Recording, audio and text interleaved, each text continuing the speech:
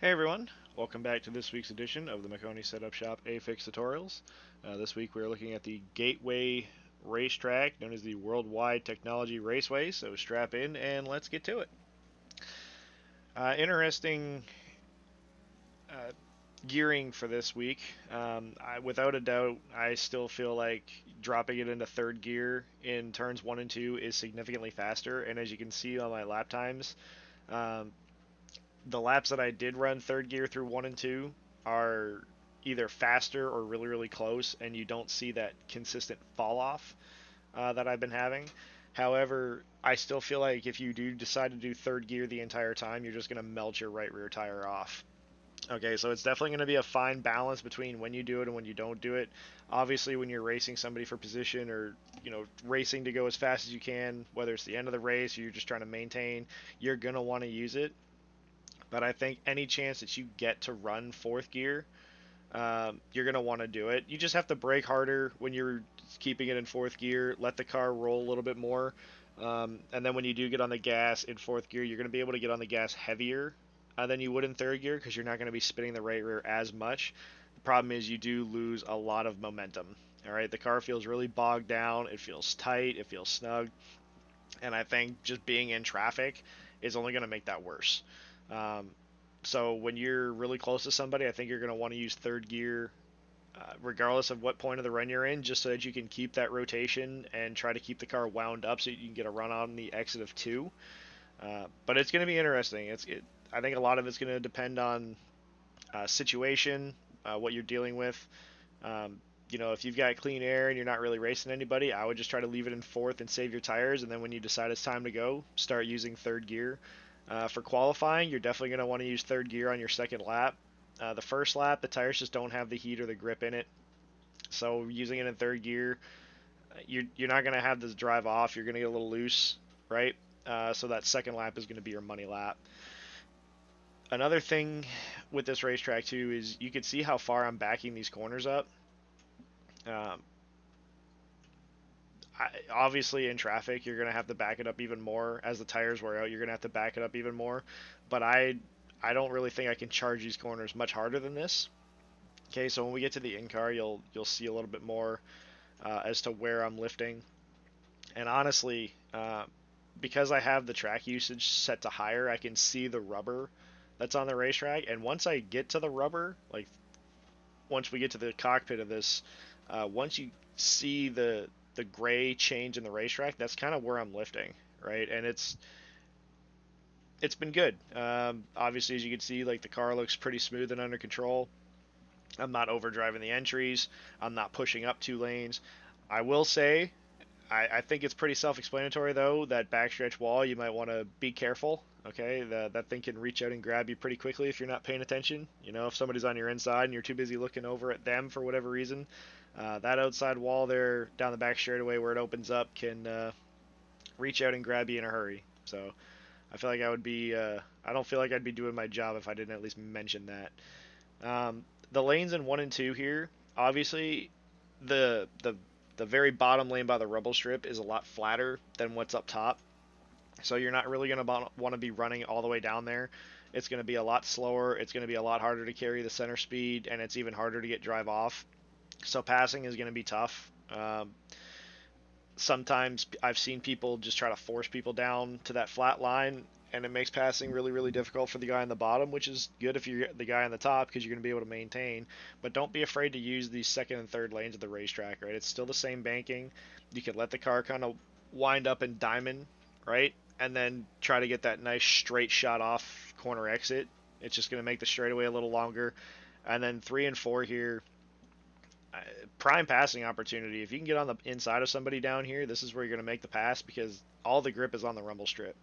But it's a fine line because in this car, you don't want to touch the rumble strip, but the closer you can get to that white line without hitting the rumble strip, the more it just kind of pulls the left side around, and the second lane up there just doesn't have that, right? So when you're trying to make a pass down in 3 and 4, even if you don't complete it, if you still have the inside, you're set up for turn one. You can run whatever lane you want. Nobody can force you down to that very bottom lane if you have a nose in front or even if you're side by side. Um, Interesting racetrack, very momentum based. I feel like, especially in 3 and 4, you can see how I'm trying to work the throttle there. I'm trying to let the car roll, but at some point you gotta at least be giving it some gas. Otherwise, you're just gonna be way too slow, and you're gonna have no exit speed. Um, 1 and 2.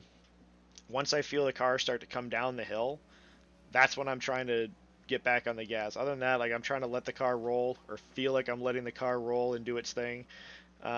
It's hard to be patient because it feels like you're so slow and so bogged down, and it feels like you're kind of just giving up time when in reality you're not, right? You just got to have a lot of patience.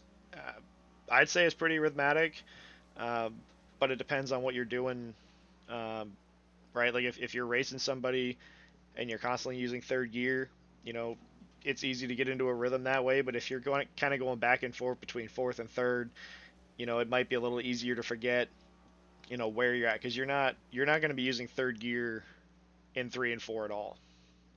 I don't think the tires are going to slow down enough to where you need that. Um, Very tricky pit road to get on.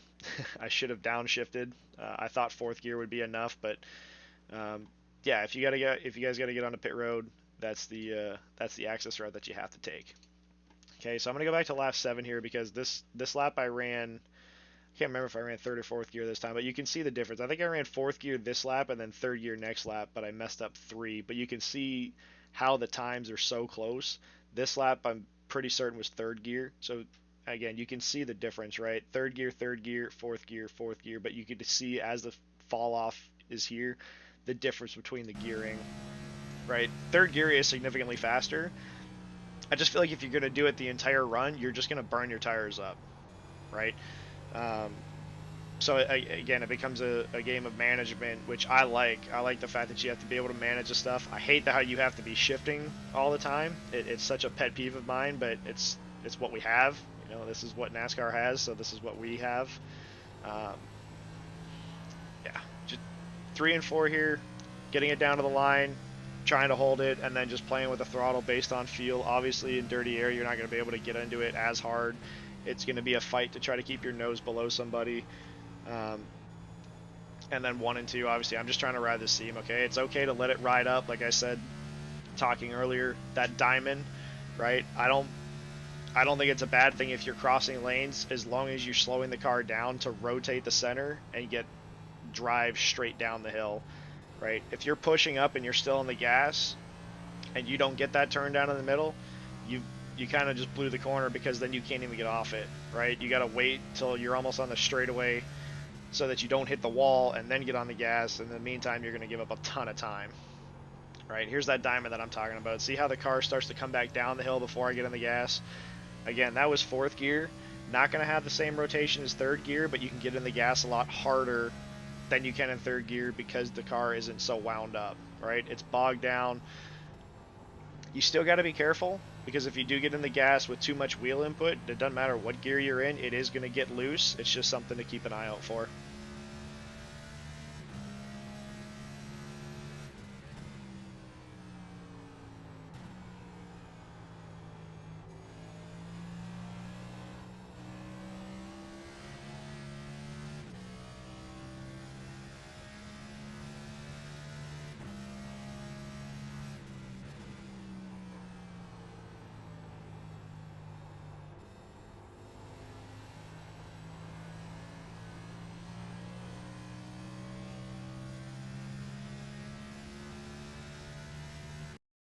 Okay, guys, a couple quick things. Since we just saw that last lap there, you can see what happens if you do cross over that seam on the exit of 2. Like I mentioned earlier in the video, that very first lane, all the way down here by the rumble strip, is a lot flatter than the rest of the banking in 1 and 2. So it's naturally going to want to de-wedge the car if you try to cross over it. Now, if you enter all the way down that low and just run down there, you're not going to have that effect until late on exit. When you get some of the banking, it's going to want to push the right rear up, which is going to help it rotate, which is going to help you feel loose.